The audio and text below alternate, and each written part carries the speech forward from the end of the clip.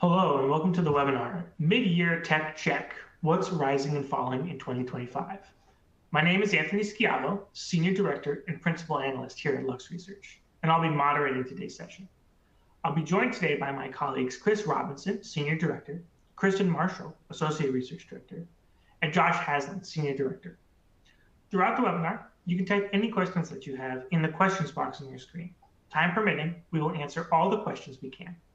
If your question does not get answered, please do not hesitate to email it to questions@luxresearchinc.com and we will respond.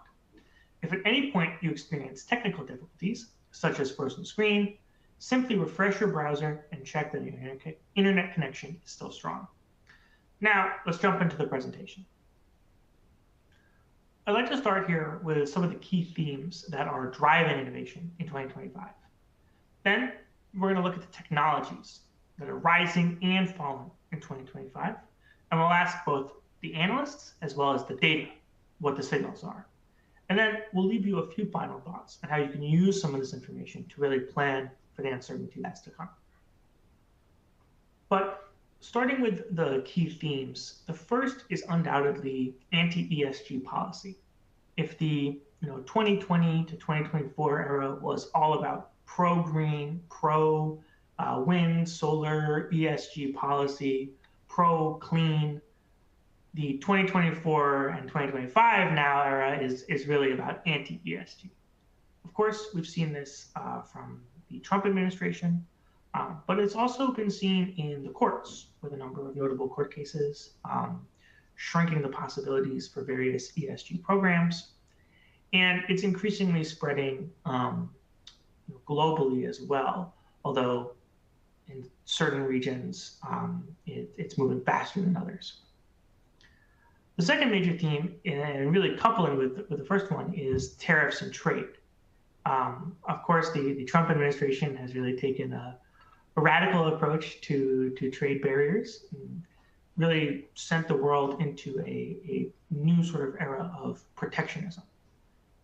What I think is interesting is that we're really beginning to see not just companies or countries begin to make deals with the United States, but increasingly they're making deals with each other. This is creating new tech blocks, especially because countries like China are already in a dominant position in many of these technologies, things like wind and solar. So this is really starting to reshape the supply chains. And innovation teams are being forced to ask, how can we help, not in 2 years or 5 years, but in the next 6 months to overcome some of these trade barriers and supply chain challenges. And lastly, of course, is AI. We couldn't do a tech webinar without touching at least a little bit on AI. You'll hear about it more in the presentation to come. But AI and agents have undoubtedly dominated the discussion, and they've dominated from a funding perspective, what is actually getting funded by the current venture capital environment. However, I think there's still a lot of open questions about the impacts that AI is going to have on the corporate world. The expectations are currently sky high, but it hasn't really begun to deliver on those expectations just yet. So with all these things in mind, I want to talk about which technologies are rising and falling in 2025. So as I mentioned here, first we asked the analysts. So at Lux, we have a team of experts who are actively involved every day, having conversations in the spaces. We asked the teams what technologies they would like to highlight for any reason, could be good or bad. And we asked them to pick 5 technologies.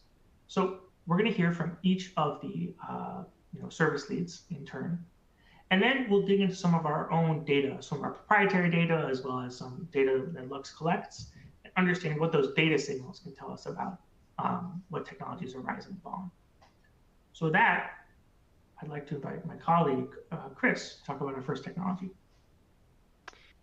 Yeah, thank you, Anthony. So the first technology I want to highlight in the energy space that we're really paying attention to at the mid-year break here is blue carbon. So if you're not familiar with it, blue carbon is really any type of ocean-based CO2 removal. There are a few different ways of doing this. We've seen biomass sinking approaches where you're growing biomass near the ocean surface and sinking it for sequestration. There's a variety of alkalinity enhancement approaches that increase the ocean's ability to uptake CO2 naturally. But the area we're getting most excited about and following closest is direct ocean capture.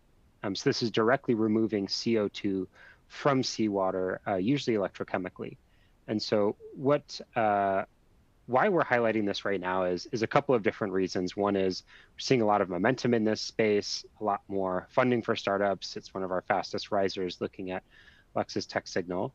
But most importantly, it has the potential, I think, to be at or lower cost than direct air capture. So it could be one of the lowest cost approaches to engineered carbon removal and engineered carbon credits. And something we have watched over the last couple of years is the value of engineered credits increasing and some of the nature-based credits decreasing as there are concerns over measurement, reporting, verification. And so, one indicator is just earlier this year, Project Midway was an example of what we think will be a potentially successful project type, which is integration with existing desalination plants, where you have a lot of the infrastructure, the pumps and pipes you need to operate a direct ocean capture plant. So we think now is really the time to be talking to some of those direct ocean capture startups, really on two sides of the coin, either to start investing in those companies and supporting project development, which is a bit early stage, or just to understand where direct ocean capture might fit into your offset strategy. Now, the other technology we wanted to take a look at more on the kind of electricity side of the energy space is solid state transformers. And this is a technology you haven't seen Lux write as much about, though we're currently building up a body of research around this area. But we think is going to be important to keep following for a few reasons. One, like blue carbon, we do see a lot of startup activity happening.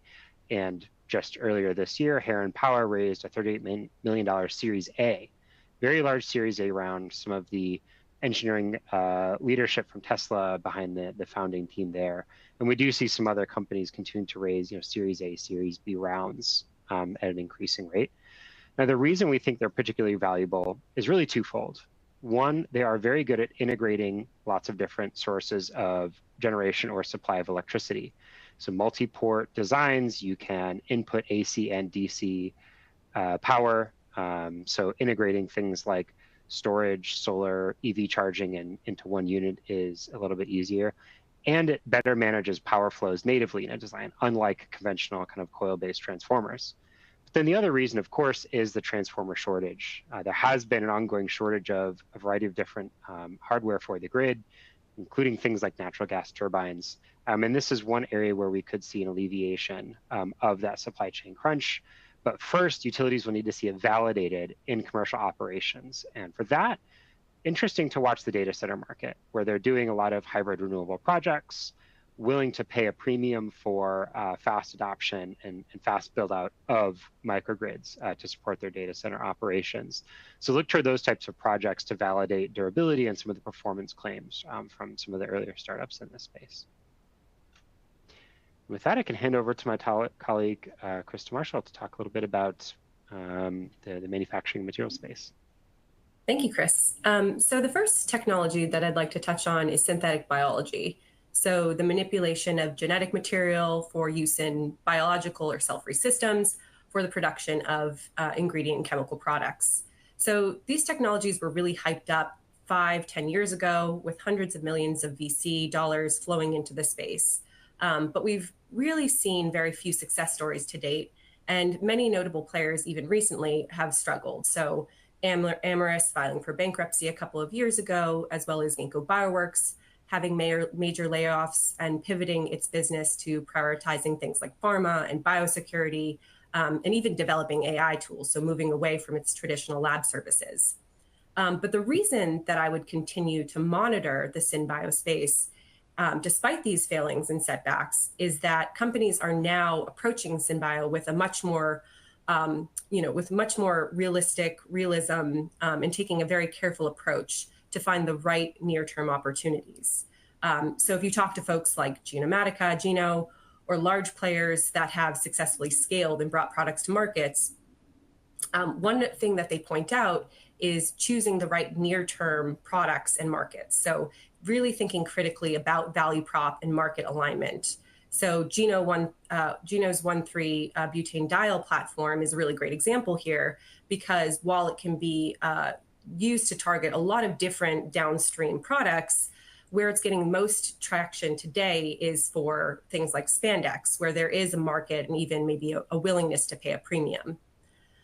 Also, given the failings in the space, there's been considerable learnings. And so stakeholders, they've been able to take a step back at this point, examine and identify what's needed in terms of infrastructure, in terms of technology improvements. And now there are startups and organizations like what I pointed to on the screen, American Alliance for Biomanufacturing, that are dedicated to addressing those technical and infrastructural and even market needs. So definitely pay attention to the developments happening in SynBio over the next 6 months to a year.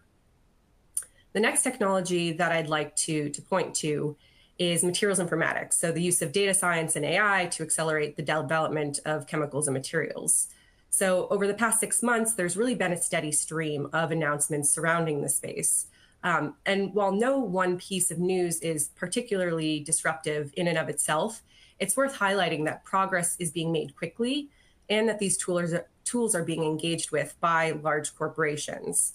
So, yes, we're still getting questions surrounding proper integration into daily workflows, data collection, but ultimately we're not getting questions anymore about the usefulness of MI. There is a pretty widely held belief that these tools can help in terms of cutting R&D timelines, as well as in new materials discovery. So moving forward, 3 things that I'd like to highlight and to pay attention to is that, one, there's significant funding that's been going into both lab automation, the cross-section between lab automation and materials informatics, where there's been a lot of activity, particularly in pharma, but we're expecting some of that to spill over into chemicals and materials.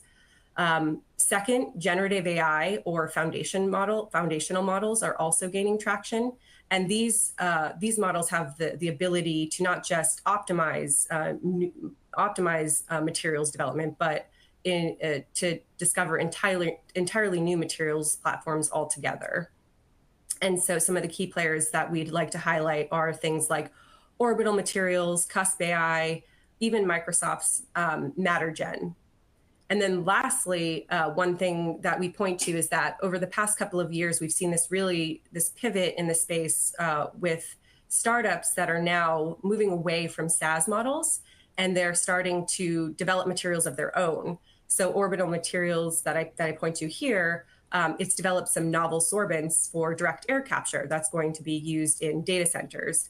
And they've partnered with Substrate AI for this, as well as they're partnering with Amazon Web Services to test materials for data center integrated carbon removal and cooling.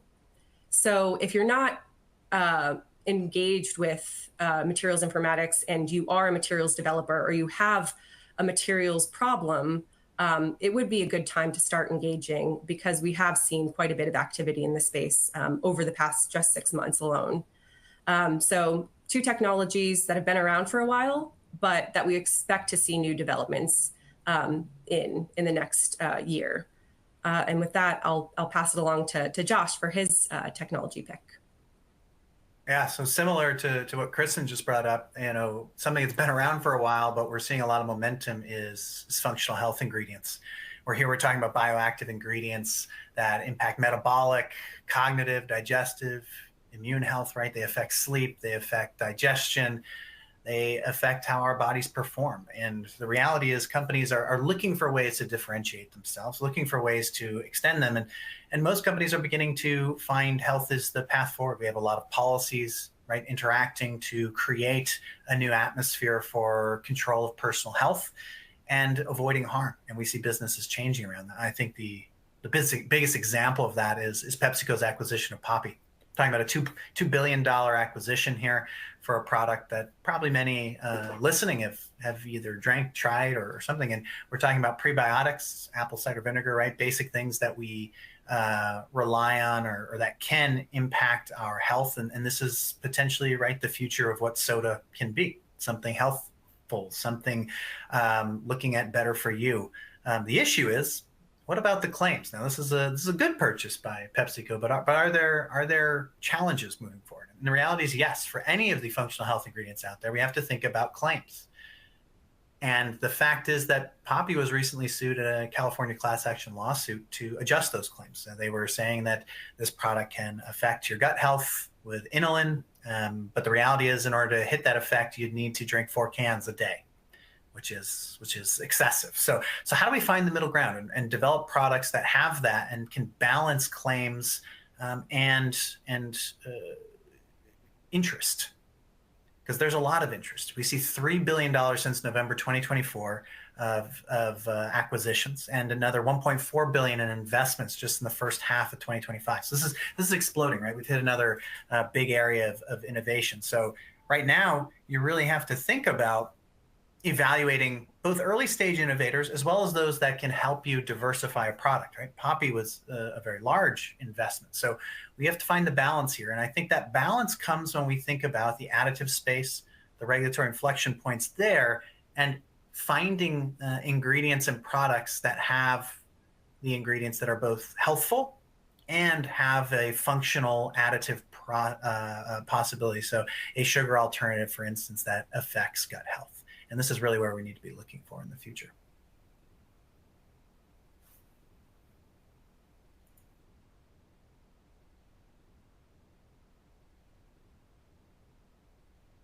You're on mute. Anthony, I don't think we can hear you. Goodness, I've been doing this for 11 years, and I've never made that mistake. That's embarrassing, but that's totally all right. So we've heard from the team now, and we're going to go now and analyze the data. So at Lux, we use the Lux Rubric. This is our way of prioritizing which technologies we're going to have the analyst team cover. We look at novelty, sustainability, as well as the disruptive potential in terms of the technologies themselves. And then we also look at the market momentum, the level of client interest, as well as innovation activity. And it's this last part, this innovation activity part, that we're really going to dig into in this next part of the webinar. What we've done is we've selected the top 15 technologies from our innovation radar. These are the technologies that score the highest on our Lux Rubric. And we're going to analyze them using our Lux Tech Signal. So the Lux Tech Signal, if you're not familiar, this is our proprietary data tool that provides an analysis of a really wide range of innovation data and combines it into a single benchmark. So this includes patents, academic papers, VC funding, government funding, as well as some proprietary data that we collect ourselves.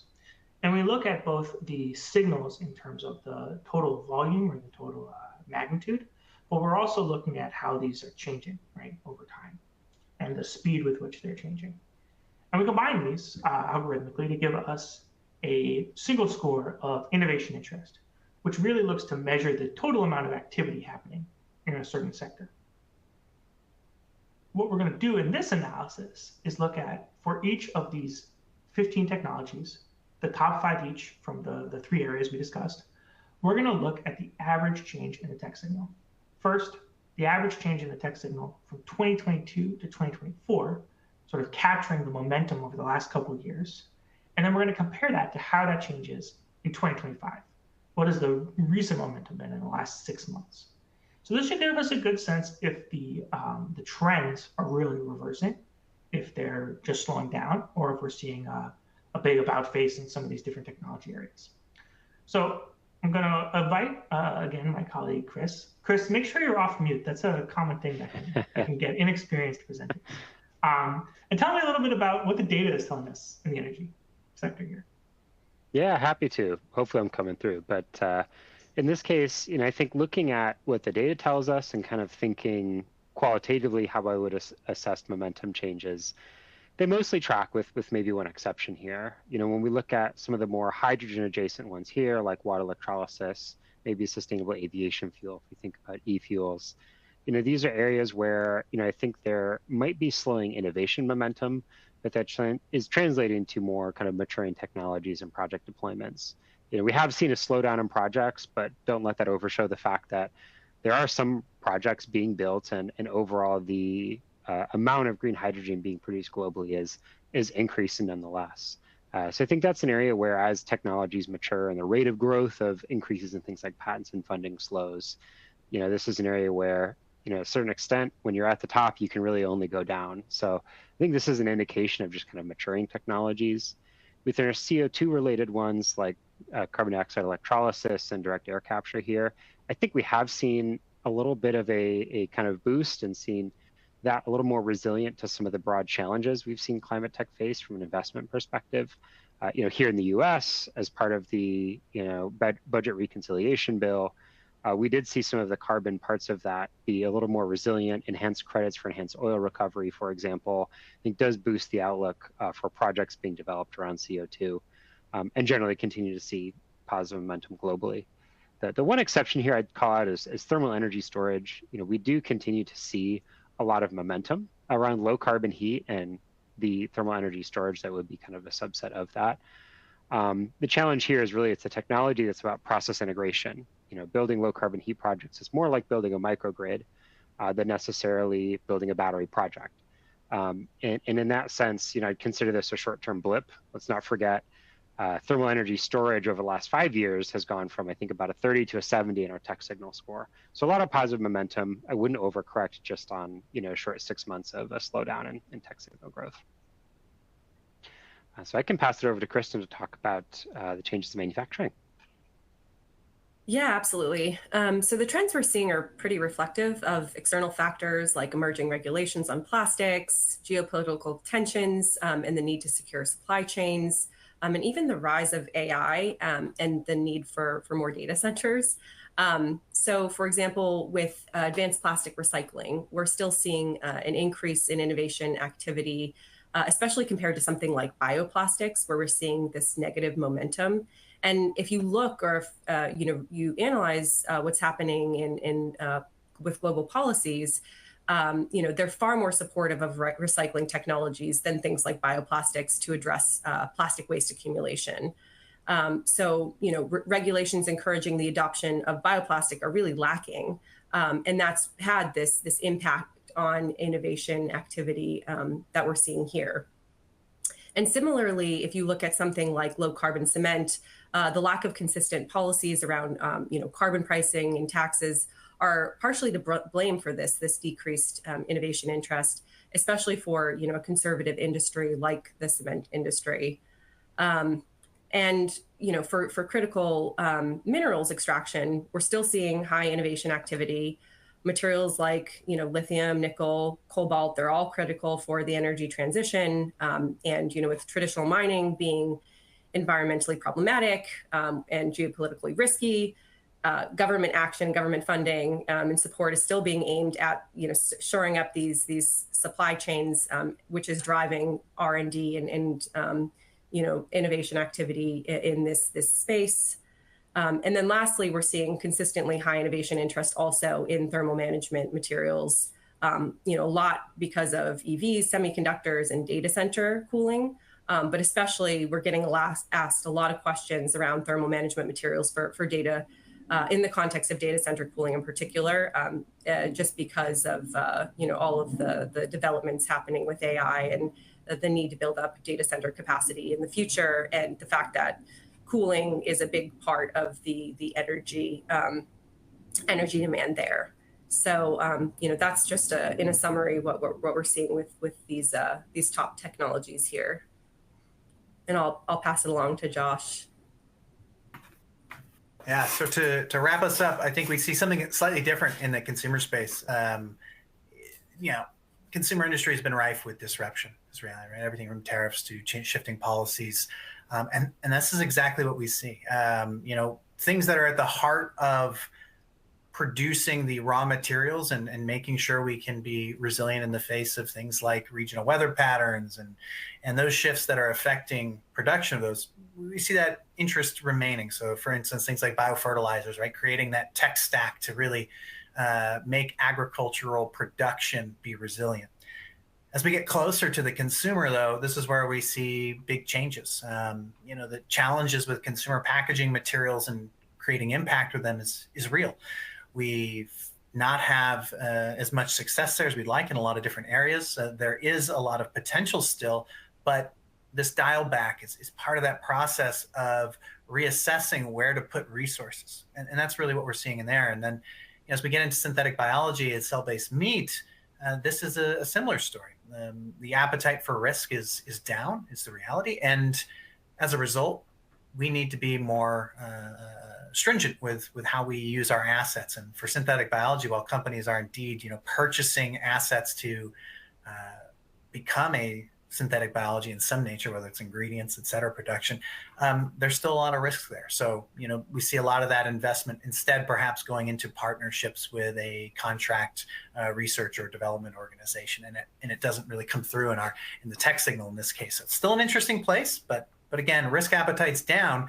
Where we see the appetite for risk, however, is in health.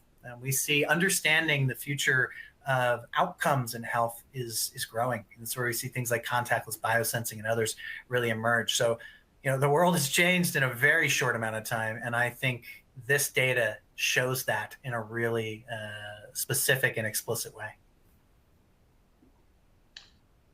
Well, thanks, everyone.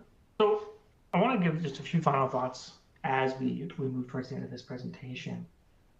The important thing I want to highlight is that a lot of what we've been talking about today is technology-centric. The level of innovation activity, the level of funding, the level of investment, patents, and that's all important. But as you are building your roadmaps, it's important to recognize that this is just one part. My colleague, Ari Van Berkel, just did a webinar entitled Why You Should Stop Making Technology Roadmaps. And the point was to encourage our clients to consider all these other factors: market readiness, market organization, production, the supply chain. And so this is only just one part of what we're talking about. I think when you look at the technologies that we've been discussed today, you see that where with something like water electrolysis, of course, there's challenges with cost, but it's also a function of the supply chain, right? The availability of that manufacturing, and also the availability of, on the political side, the incentives to really drive that technology up to scale. And those things being changed are creating the challenges there. For something like plastic recycling, the technology itself we really see in a lot of ways as mature, but it's really the supply chain that's holding back deployment. The availability of waste is simply not as available as people thought it was going to be. And that's really limited their ability to actually scale that technology. And for something like cell-based meat, that's still at an early stage, but there's also challenges with consumer acceptance, right? We really need to see a strong pull from consumers that they want alternatives to animal-based meats. And I think there's still a lot of confusion and uncertainty, and we don't see that pull among consumers just yet. So it's important to recognize that no matter where the technology is in terms of its maturity, you still need to be thinking about these other factors, whether it's supply chain, demand, consumer, or policy. So as we close out, I want to leave you with a few final thoughts. First, we are in the middle of a tech ecosystem pivot, right? Not just changing policy, but changing consumer demand, changing fears, changing economic constraints, new pressures on supply chains. They've all changed the ways that and which technologies are getting the most interest and which technologies are seeing the most activity. I think we're really seeing resilience and optimization as the new innovation drivers, right? Especially resilience to not just supply chain challenges, but also climate challenges, a wide range of different issues, and new regulatory regimes as well. These are all creating pressure to optimize, to improve, and to create resilient technologies for a wide range of different industries. And lastly, technology momentum, that's still only one part of the story. Technology deployment depends on a lot more than just the actual strength of the technology itself. So mapping innovation and interest, which we've been talking about today, is just one step. And we hope you engage with us to really go beyond just mapping that innovation interest as you're beginning your efforts in these different technologies. So with that, I want to say thank you. And I want to invite my colleagues to join me again. We'll now be taking questions that you have on the presentation, and you can type those into the question box on your screen. Again, if we don't get to your question on this call, someone from Lux will be in touch after the webinar. We have a couple questions. I want to start with this one. There's a question about resilience and optimization, which we sort of touched on at the end there. How would you, Josh, in your consumer technologies, does that seem to, is that still the theme? Because I think it says, there's a clear understanding there for the energy side, resilience, optimization. But for something like consumer, are you really still seeing those themes? Yeah, I think there's two sides of this that I bring up. I think the first side is, being a resilient business as far as being agile, right? So yes, we could talk about energy and things like that, and I'll talk about that in a second. But I think being agile to how consumers think about things and changing and better understanding how they perceive your products. And one area where we've seen, I think, to that end, a lot of interest, which aligns, I think, with the health trend we're seeing, is kind of understanding consumer sensory.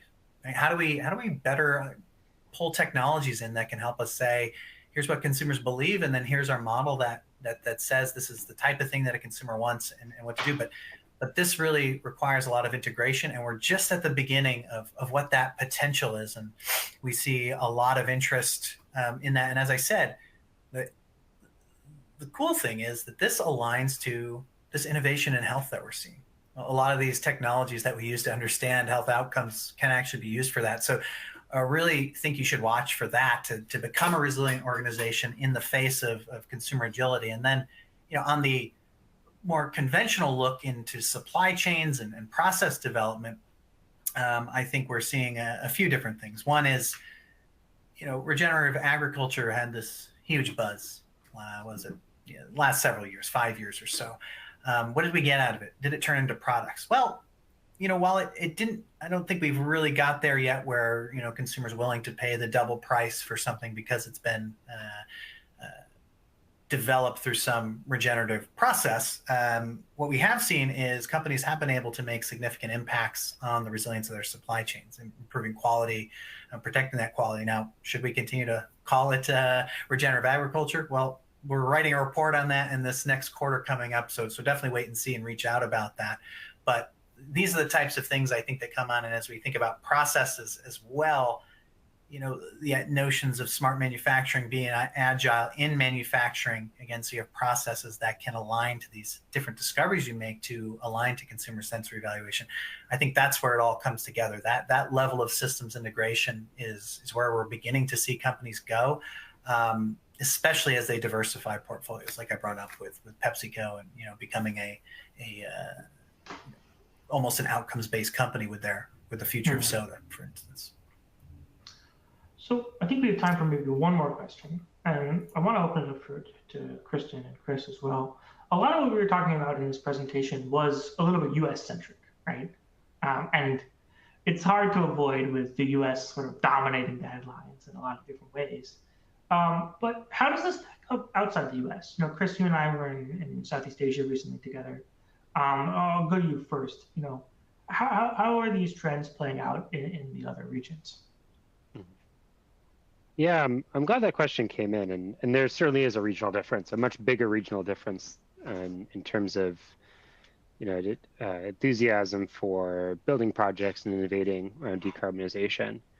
I would say, while the U.S. there's been a lot of kind of more volatility, the highs of the post-IRA, a lot of projects announced, the lows of maybe today where a lot of those tax incentives were stripped away, and we expect to see a lot of projects canceled. When we were in Asia, my takeaway in kind of speaking with a lot of folks in the region was pragmatically decarbonization is still just viewed as a business opportunity. We still add a higher share of renewables as a form of new generating capacity each year to the grid. And I think, among that comes a lot of opportunities that Asia's been more focused on. So certainly do see some regional differences in the energy space and enthusiasm for decarbonization. Kristen, any last thoughts from you? Yeah, I mean, I would say that a lot of the technologies we discussed during this presentation are, I think across the board, across all regions of interest, things like materials informatics, things like synthetic biology. I think there's a big push for nations to be more and to operate a bit more independently, right? There's a big trend around deglobalization. And I think, with regards to supply chains and with regards to, technology adoption and advancement, we're still seeing a lot of interest across the board in these technologies because of it. So that's, I understand from a project point of view why there may be differences, but from an innovation point of view, we're still seeing a lot of momentum around all of these different areas because of that. All right. Well, thank you all. That concludes our webinar for today. The slide presentation and recording from this webinar will be sent out to all attendees via email today. After leaving the webinar, you will be prompted to complete a survey on today's presentation, and we really appreciate any feedback you have to help us inform and improve our future webinars. As well, take a moment and check out some of our other resources. You can read, you can visit, you can follow us on social media, and we hope you check us out. Thank you for joining us, and have a great day.